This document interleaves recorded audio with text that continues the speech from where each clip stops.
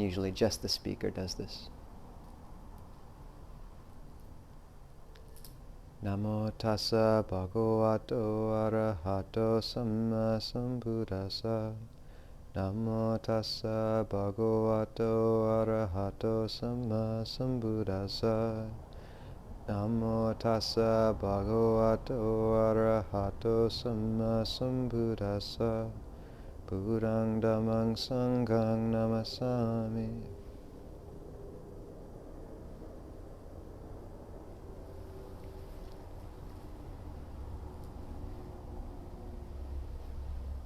So, generally, and if you just come in, feel free to sit on a chair if it's better or whatever is best for you guys. It's okay. Okay. So, we've been moving through the 5 khandhas, or focuses of personality, over the last few weeks.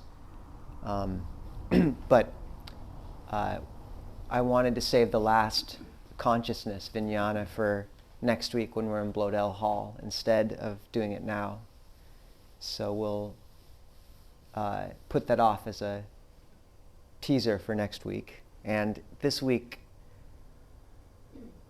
I think what I'd like to talk about is the 5 hindrances.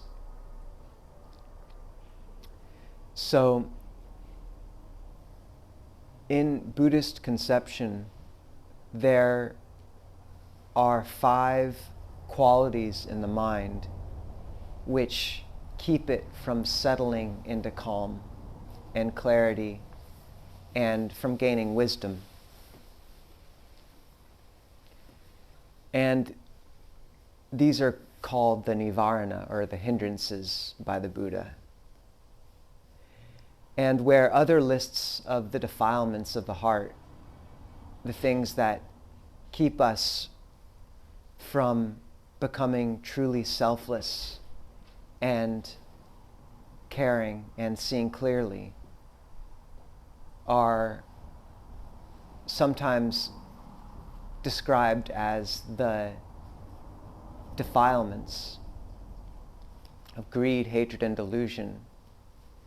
These are the root defilements, whereas the hindrances are a more practical list of the specific manifestations of these deeper root defilements. These deeper roots give rise to very specific ways that the mind agitates itself and produces suffering and keeps us from seeing clearly. And just as we've been talking in the past few weeks about how one of the essential motions in this path is that from the energy of an agitated flame to one of pure light, even so,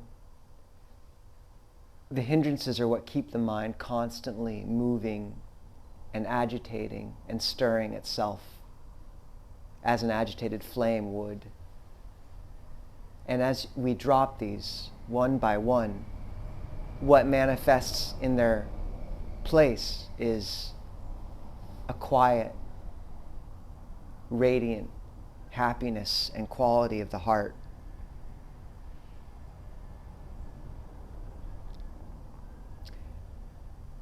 The great teachers in Thailand frequently compare the mind that is constantly agitating itself to a bottle of water and oil being shaken constantly. And when the mind's like that, the quality of knowing in the mind and all the things it knows are mixed together. We come across someone we love or are attached to, or someone who we are angry at, and all we see is the entangled perception of an enemy, of a friend, of a dependent.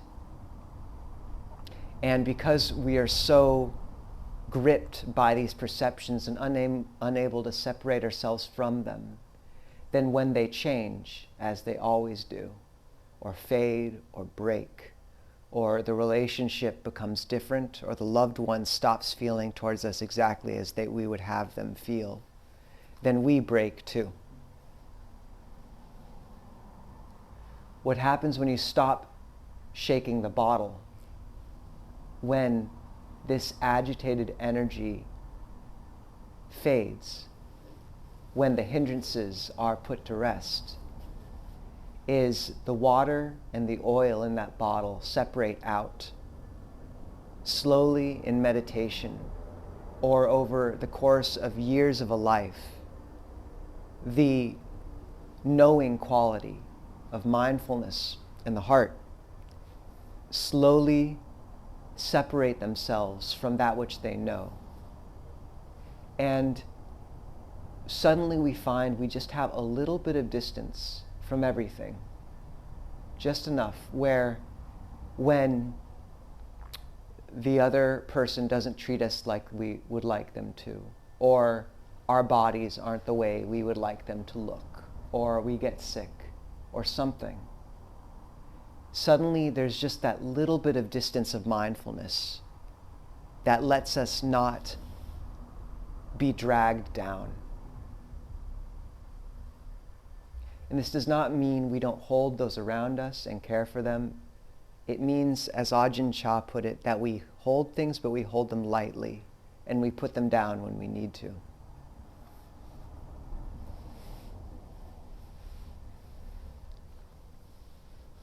And Ajahn Sucitto says sometimes that the essence of mindfulness is the phrase, not quite yet, not quite yet. Just that small delay, that small pause that gives us a little crack of distance. The issue is that the hindrances operate constantly in us, and they are intoxicating. And so over the years they gather momentum. And there comes times in our lives where we, in some ways, have almost no part of our life that's untouched by them. One of the most powerful moments the teachers talk about, the great teachers, is that of one of the first experiences of deep samadhi, in that for many people it's the first time they've ever experienced the mind being quiet. And it's such a profound revelation of what the mind feels like when the hindrances are absent that people frequently start crying. And one of those first encounters with deep samadhi is sometimes one of the most transformative experiences of someone's life, which can actually be a problem because then they spend the next 10 years running after it. So we have to realize that the practice is powerful and nourishing and worthwhile, even if those refined states of concentration aren't present. And yet, to have a taste of what that feels like, the absence of those hindrances, is useful. And over the years, even as we just feel that shaking of the bottle become less, noting and valuing that, we get a feel more and more for what peace is like, what a life characterized by the quality of still, radiant light instead of agitated flame implies.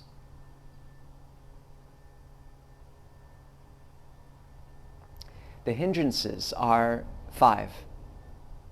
These things that keep our mind from settling to calm. There's kamachanda, or sensual desire. There is aversion, vyapada in Pali. There is sloth and drowsiness, tinamita. There is restlessness and remorse, which is in Pali translated as an amazing word, uttacha kukucha, which is really fun to say, and literally means hovering over, uttacha kukucha. And then there's skeptical doubt, which is also somewhat onomatopoeic, vichikicha. And the Buddha compares these, he gives many analogies for them, but one of them is 5 different conditions.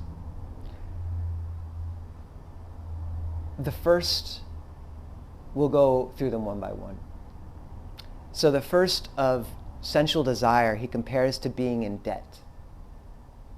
And this way of looking at the hindrance of sensual desire is useful, because when the mind feels itself to not have enough, to not be nourished by anything internal, then it has no choice but to seek satisfaction from the external world, to go out and to fantasize and cling. And the issue is that because the nature of the heart is not of the sense world, is not of this world, then it can never be satisfied by the world. I've spoken about this a little bit in recent talks, but Ajahn Sucitto compares it to the heart sending out its intellect or its messenger time and again to get something, like a blind boss in the office sending out his secretary for a cup of coffee or something, and time and again the secretary comes back with the wrong order, because the boss can never be satisfied by this. And similarly, we're always in debt if we're looking to the external world. Specifically, sensual desire isn't described as just as the sense pleasures of the world specifically. The Buddha says that the sense pleasures of the world can remain, but the noble ones remain untouched by them. And this means that, Ajahn Chah, one of the great teachers in Thailand, he really enjoyed eating, like he enjoyed his food. The great teachers are joyful and loving and touch the world with a care and intimacy which most of us can only imagine. But they are not in debt to the world.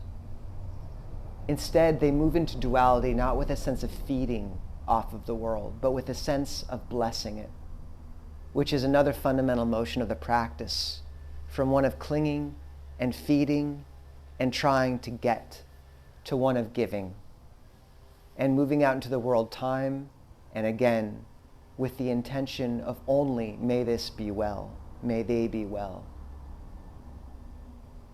That's a shift in intention worth contemplating. So it's not that the things of the world are the problem. It's that we fantasize all the time and constantly about the things of the world. So this is useful to think, Ajahn Nisabho compares, sort of uses the example of sort of thinking about what you might have for lunch after this gathering or something. So maybe you think about the pizza that you'll be having. Something which will only take 15 minutes to eat, but you can fantasize about it for a good hour at least. A whole meditation or two could go by to that. At Abhayagiri, they have these famous donut days once or twice a week. And it's always a bit of a blessing and a curse, because however strained monks wish they were, donuts are a rare treat. So, this can be, you see how your mind goes to something far more than it deserves. And I think it's useful to, when that same old fantasy comes up again, you feel the quality when it's lost its luster, or the same, going over the movie again, or the thing you're going to see. And there's just a sense of, you've been down this road. You know it's not useful. You've seen this movie before. And if you had to pay to see this movie, would you see it again? The metaphorical movie of that fantasy. So it's the constantly being drawn off into these fantasies, and to see that they're bound up with suffering. See how it draws you away from the present.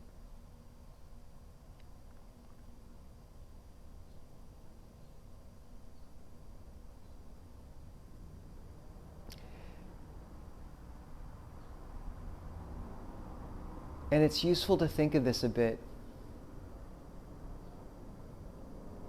in terms of the remedies the Buddha gives specifically are not terribly popular in our cultural milieu, but they include things like just seeing that say in the case of food, looking at it really for what it is.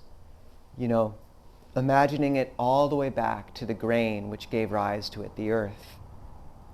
Thinking about how it's made of all these constituent parts. And then how, as unromantic as it sounds, just thinking about what it's like after you've chewed it. How long does it stay in the mouth? 30 seconds, maybe less. And then what it looks like when it comes out the other side of the body as well. And really just taking stock of what this reality is. When you become attracted to another person's body, to see it for what it is. A collection of skin and bone and blood and hair. And this is not to say you look with disgust on the body, but just that you don't attach to it more than it deserves. And this is how you take a slight step back from sensual desire. One thing I found very useful is when you do get caught up in these fantasies, just naming it as suffering. If you do find yourself time and again getting drawn off into this or that, just naming dukkha, and seeing that there is suffering inherent in that agitated motion of the mind constantly, that it's okay to put down, that there's a refined peace available when that's given away. The Buddha compares sensual desire to a bowl of water mixed with colored dyes, so that a man looking into that bowl would not be able to see his image as he truly is. Just so, the sutta continues, when one's mind is agitated by sensual desire, one cannot see reality as it is, and even sacred words one has long studied are not clear to one. The sacred words of our life, the truth that is writ on the world around us and those loved ones, and the truth of Dhamma that speaks through everything around us as an incarnation of it. We can't read it because it's blocked by our mind's constant agitation and coloring with this dye. To return to the bottle metaphor, another metaphor the teachers use is that of a bottle of water mixed with colored dye, and only when you allow it to settle does the color separate from the water, and you get a clarity as all those sensual fantasies settle to the bottom. This is how we are no longer in debt. We take a step back, we let the mind settle. We give up the fantasies we've run after our whole lives and orient our heart towards something much bigger. I think one of the reasons sometimes we follow after those fantasies of sensual desire so much is just because we have not found a stream bed in the world large enough to give our hearts to. Because the only stream bed in the world that can hold all that water and love in the heart is the Dhamma and the spiritual path. And if we have not yet found that, then the heart has no choice but to fracture into 1,000 small, bubbling, noisy streams of sensual pleasure and diversion. The second hindrance is that of aversion, vyapada. And the Buddha compares this to a man who is ill. And even so, aversion, he also compares, what does he say? Anger with its honeyed tip and poisoned root. And it's very useful to see in anger what it is that attracts us to it. How chewing over that same argument again and again gives a sense of rush, of exhilaration, of, even if it's unpleasant and burns, there's some sense of the self which solidifies around nothing so much as self-righteous anger. There's no drug in the world almost as powerful as self-righteous anger. And to see when we fall into that, because as practitioners we never get to believe that anger is a valid response, ever. The most powerful action is done from love, always.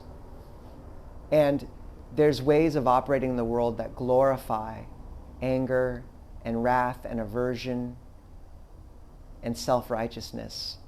But as practitioners, we never get to believe it.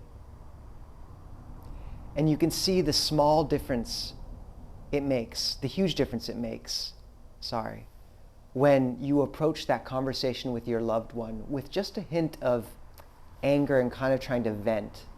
Just the slightest pinch of that changes everything, and they sense it. What happens, though, when you take your time and you approach that conversation when your mind and heart are genuinely settled and wish them the best? And if you don't believe in the power of that, then look to the figures of Nelson Mandela, of Desmond Tutu, of the Dalai Lama.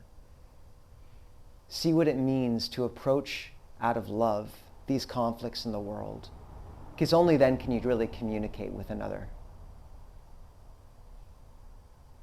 The Buddha compares the hindrance of ill will to a bowl of water bubbling, heated over a fire, so that a man looking in it could not see his reflection as it is. Even so, when the mind is overcome by ill will, one cannot see truth as it is, and even sacred words one has long studied will not become clear.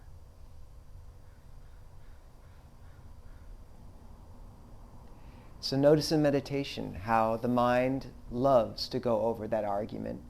I think there's a particular place, I remember, either right when you wake up, there's sometimes that face of that person, or I think there's a special place in showers for going over old arguments. I don't know what it is, but something like that. And just seeing how we chew over things from 10 or 20 years ago.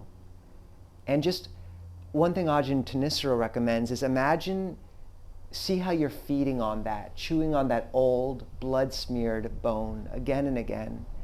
And imagine what it would look like if you walked in on yourself, metaphorically speaking, feeding on that. What would that look like with your hands wrist deep in whatever that anger looks like to you? Would you want to be seen like that? Or can you see the suffering inherent in that?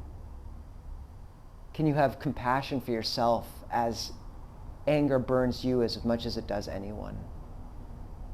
Can you touch the vulnerability and the attachment that give rise to it and wish yourself well?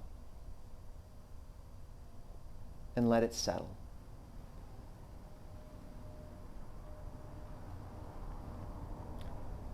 I think we'll have to do a 5-part series on these later, but we'll see how many we can get through today. The third hindrance is that of, there's more to talk about with anger. I'm reticent to move away from it so fast, but we'll do a longer bit on it later. Just to say, the Buddha gives so many good reflections on this.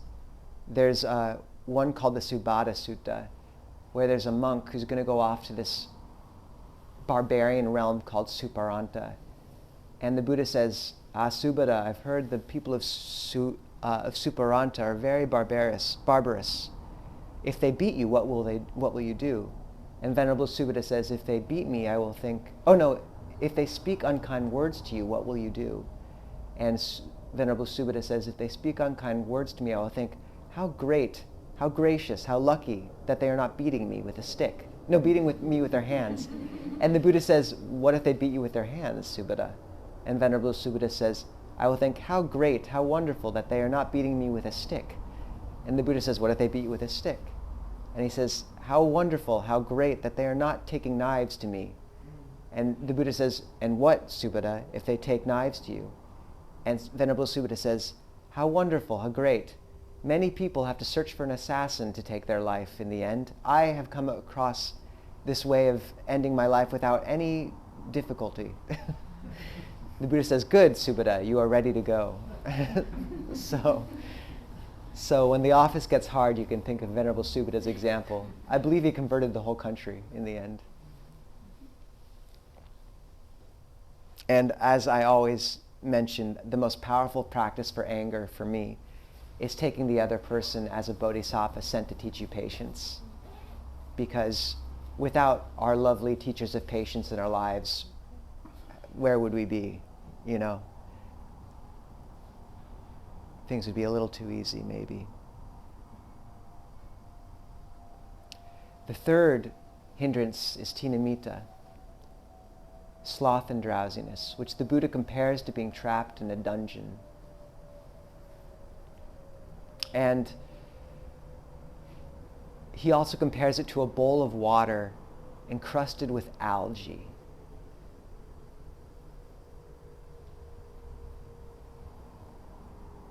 And I think we're all pretty familiar with this one. Because when we move out of the world in its hyper-stimulated state and sit down and are told to follow our breath, it takes adjustment. And frequently when someone, say, goes to a monastery, the first 2 days, they just sleep a lot. And the thing is, it's okay. Like, it's okay to let your mind just acknowledge how exhausted we are from the world. Things are bombarding us constantly, and just to acknowledge that, it's okay. So, and yet, the Buddha gives a lot of good remedies for this too. And apart from pulling on one's earlobes and splashing one's face with cold water, I recommend a full-on cold shower. It's very helpful. The Buddha also, recommends many other things. One of which I find very powerful is the sound of silence, which is a subtle ringing or hissing under the auditory landscape in one's, which is with people constantly, if you can learn to hear it and pick it out. And there's a booklet online called Inner Listening by Ajahn Nisabho if you want to look into this more. But I've heard a monk compare the sound of silence to the auditory equivalent of the perception of light. And it's extremely awakening, and it pairs very well with the breath. Ajahn Amaro, for his first years at Chithurst, took on the practice of sitting up all night and never laying down, at least during the evening, which confused many of his fellow monastics because he didn't tell a lot of them. So there's one nun named Ajahn, I think it was, not Ayachandasiri, one of the nuns there was really in an ascetic state as well, and she kept trying to sit longer than Ajahn Amaro. They would be the last two sitting in the hall, but Ajahn Amaro would be leaned up against a heater because he just sort of slept there all night. And she would be just utterly confused by the fact that she could never stay longer than him, and she had to go to her bed every time, not realizing that he just slept there, leaned up against the heater. And eventually over time she learned, but all that to say that he did, despite leaning a bit, manage to keep awake for a great deal of it. And the sound of silence can help with that, as can opening one's eyes just a crack,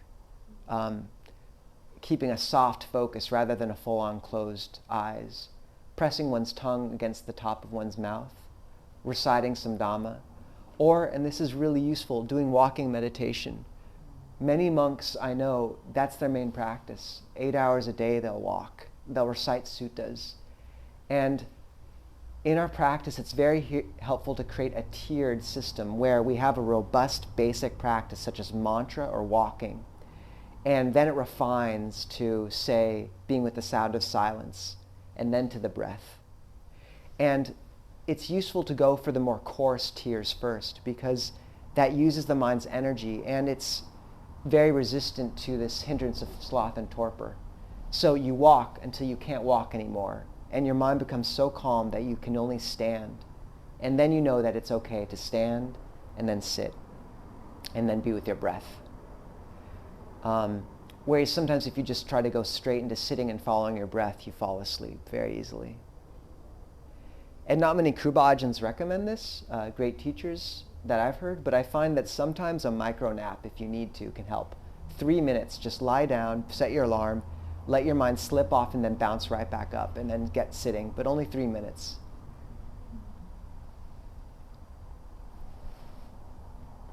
Listening to a Dhamma talk is also helpful. That's fine sometimes. The fourth hindrance the Buddha says is restlessness and remorse. So this is uttacha kukucha. And it literally means a kind of hovering over. What I think is so powerful about this articulation is that restlessness and remorse come as a pair. Restlessness and remorse come as a pair. So think about that.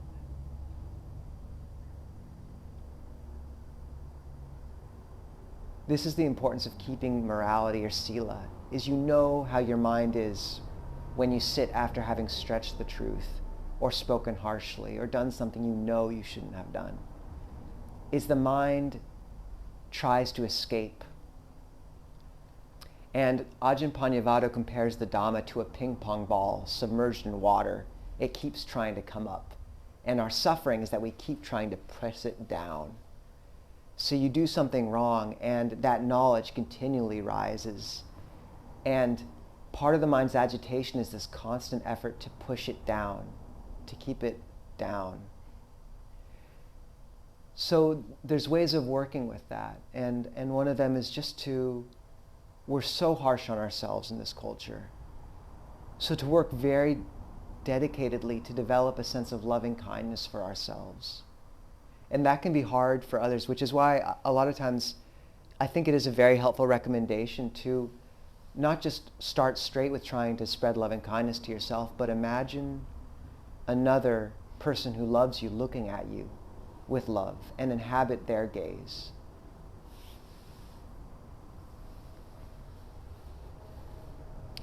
And find that phrase that works, like you're only human. You're trying your best. This path and this life are very hard. And to have sympathy for that, to realize that it is through our suffering that we touch a universal human truth, and through our brokenness. And this perhaps is the most powerful meaning of original sin, is thinking of it. The word for original sin, or sin in Greek, was hamartia, which means to miss the mark. And just look how we do that. We miss the mark. And yet that brokenness is part of our beauty.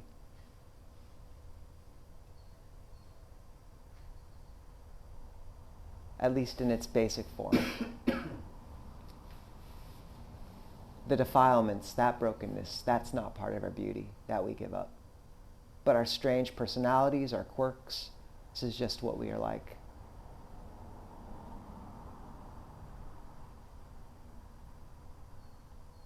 And so one of the most powerful ways Ajahn Nisabho recommends of when guilt comes up is just acknowledging it, saying, yes, I'm guilty. Not in a self-deprecating way, but just a humility way. What's there to lose? And I think this is the really powerful reason behind bowing, is just a humility and recognizing that no, we aren't perfect. We're always going to be broken in some sense. And yet can we bow to a purpose and something larger than us, because that can hold us. And then our flaws become our strengths in some strange alchemy.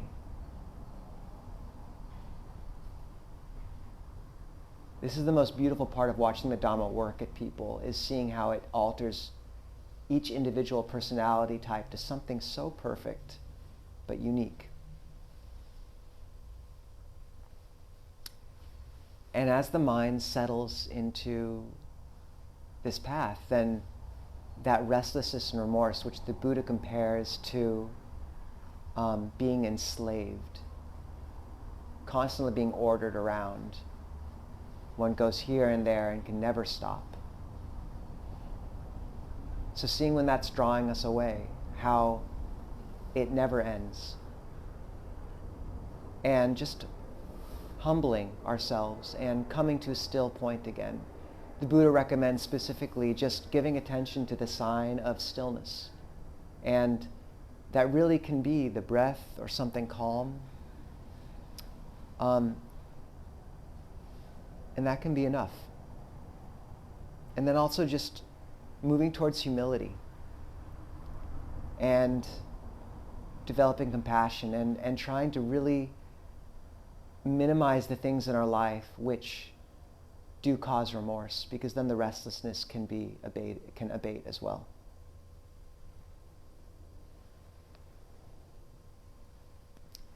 And the fifth hindrance is vichikiccha, or skeptical doubt. And this in some ways is the most debilitating for us modern people, because we love to chew over things again and again and wonder if this is the right practice or what to do with this or that. And this isn't a focused and clear questioning, but rather that constant and circular chasing after our tails over the same question. And you know that quality. It's not a focused search for an answer. It's the mind wanting to just chew on something. And the solutions given to this are, first to just notice the quality of mind. That's the recommendation the Buddha gives for starving this hindrance, is noticing bright qualities of mind connected with the good and dark qualities of mind connected with the bad. And what I think this points to is, instead of being fixated on the object of our doubt, which is the tendency, to pull back and just look at the quality of the doubting mind. And just see that and focus on that, because you will never solve those problems from that doubting state. So just turn and see what it feels like to be caught in doubt, and put aside the question for a time. And Ajahn Sona is fond of saying that these problems never solve themselves, or we never solve them from that state. Rather, the problems just dissolve. And I think that's the beauty of the Four Noble Truths and their ordering, is only the third noble truth, which is the realization of peace, comes before the fourth noble truth of developing the path. And how I think one way we can interpret that is just seeing that only when the mind comes to that still place does the proper path forward emerge. Only from cessation does magga come, does the path come.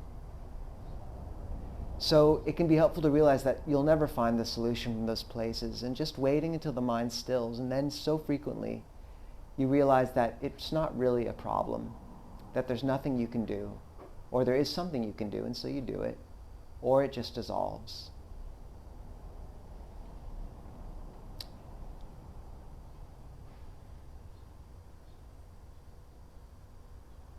But this is a particular one for us.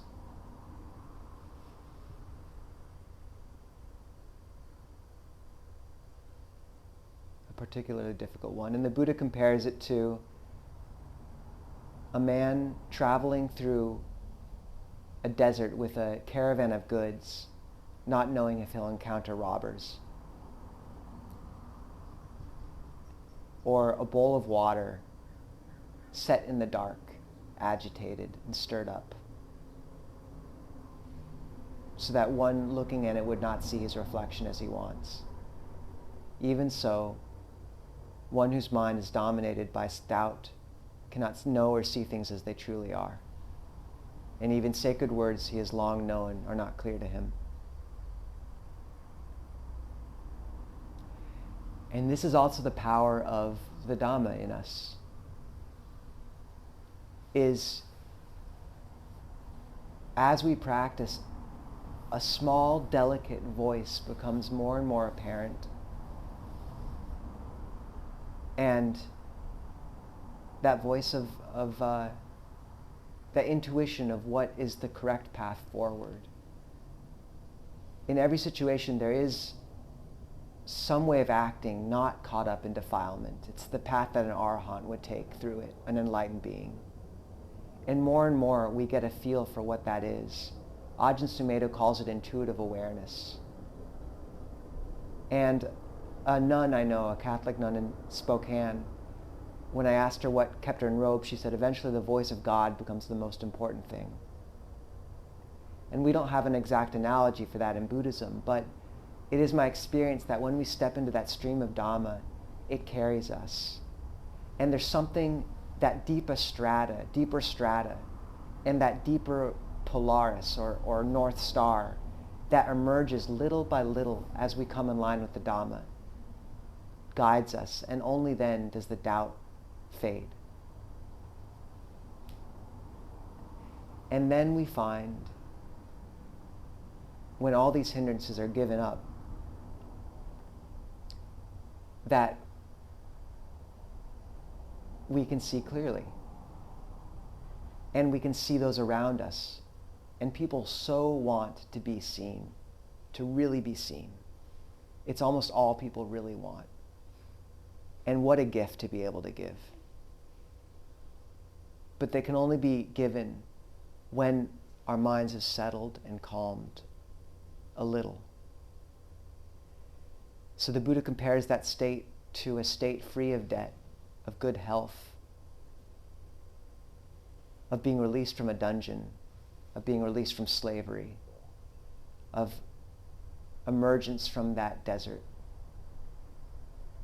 or to a bowl of water, clear, limpid,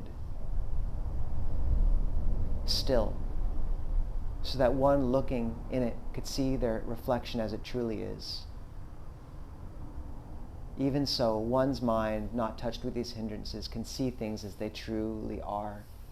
And even sacred words he has only just read are clear to him.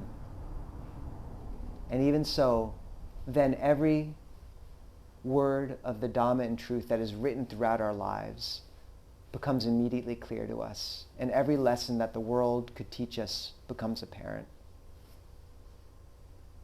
And our purpose emerges. And this growing sense of purpose and stillness, I think, I've recited this poem before because it's one of my favorites, but I think it's worth ending with once again. So it's by Mary Oliver, and I think I'll get it wrong, but I'll try. It's called The Journey. One day you finally knew what you had to do, and began, though the voices around you kept shouting their bad advice. And you felt the old tug at your ankles. Mend my life, each voice cried. But you didn't stop. You knew what you had to do. Though the wind pried with its fingers at the very foundations, though their melancholy was terrible. It was already late enough and a wild night, and the road full of fallen branches and stones. But slowly, as you left their voices behind, the stars began to burn through the sheets of clouds. And there's a new voice that you slowly recognized as your own, that kept you company as you strode deeper and deeper into the world, determined to do the only thing you could do, determined to save the only life you could save.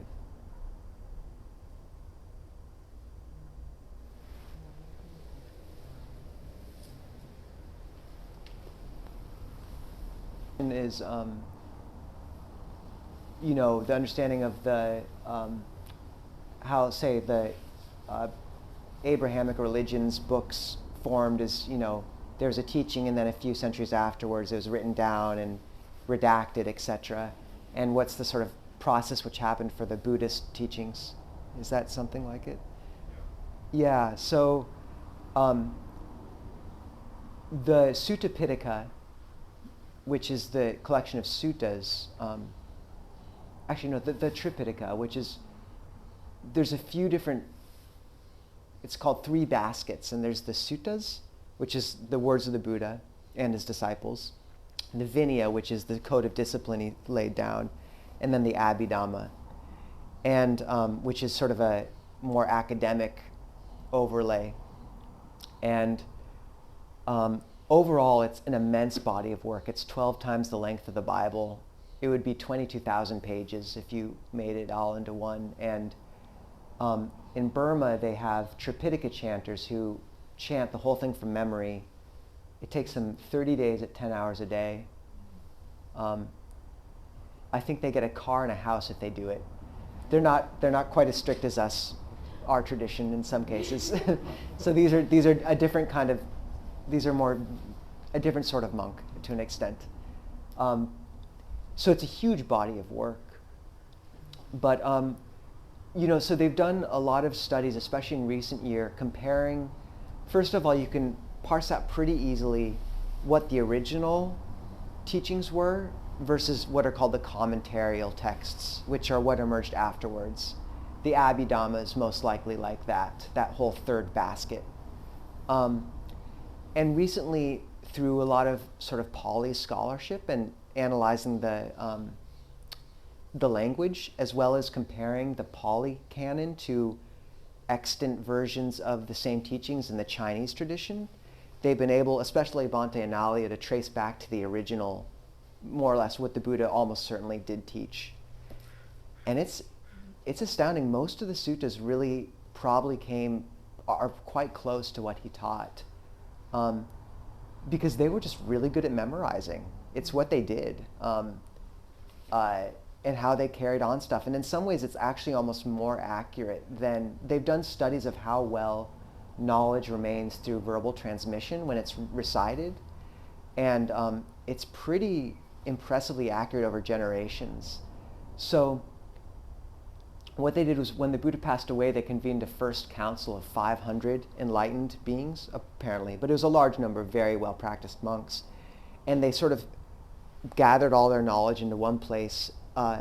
Ananda had photographic memory, so he'd been with the Buddha at every point in his teaching, and so he could recite almost everything the Buddha taught. So they standardized that, and then they had certain monasteries that chanted a certain, like, preserved specific texts, like the Samyutta Nikaya or the Majjhima Nikaya. So they'd be specialized, and then they'd check each other. And it lasted like that for centuries. And there are changes that happened, but much less than you'd think. And then in 73 BC, after they'd transferred to Sri Lanka, a king named Watu Gamani, you guys, if it died, don't worry about it. Good try. Good try, guys. There was a famine in Sri Lanka, and the king was worried that all the monks would have starved and not be able to preserve it. So that's when it was first written down. But yeah, they've compared the Sanskrit versions, which escaped to Kashmir and Tibet, the Chinese versions which moved to China, and compared those to the versions preserved in Sri Lanka. And they're very similar. So it's pretty astounding. He left us he taught for 50 years, constantly. I mean, there's nothing like it in other world religious literature. There's nothing like it in terms of the just scope. And the fact that the Buddha wasn't interested in answering questions about the birth or the cessation of the world or stories about this and that much. It was so, almost completely, this is how you train your mind. I don't think we appreciate that sort of restraint, because people pressed him, like, how'd the universe come into being? And he's like, will that help your suffering or not?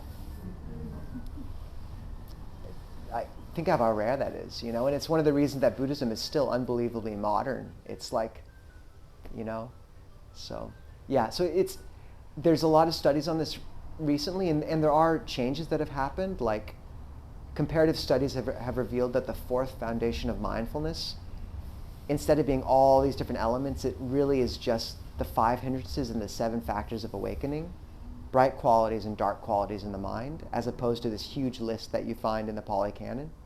But most of it's pretty seems to be fairly legitimate.